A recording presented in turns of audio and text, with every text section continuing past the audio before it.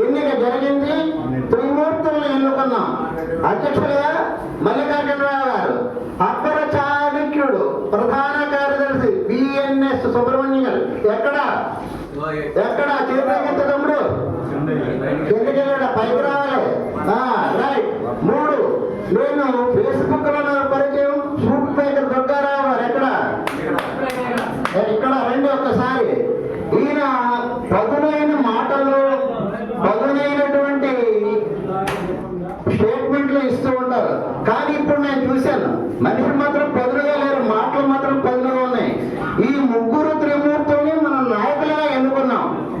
ఈ నాయకులకి మొట్టమొదటి నేను చెప్పాను ఏమని, ముళ్ళ కిరీటం అన్నా, మల్లికార్జున అన్నా, మీరు చేయవలసిన కార్యక్రమం ఆసి తూసి చక్కగా మాకు పదవులు ఇచ్చారు. అది కాదు ఆనందం.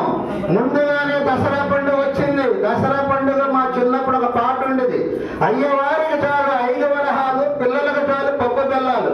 మాకు పప్పు బెల్లాలు పదవులు పంచారు. అన్నా మల్లికార్జున అన్న, మాకు పదవులు ముఖ్యం కాదు, పని చేస్తాం. మీరు పని చేయండి, మా చేత చేయించుకోండి. చివరి వరకు కూడా మీ నాయకత్వంలో ఇక్కడ ఉన్న అశేష టైలర్స్ సోదరులందరూ కూడా న్యాయం చేయండి.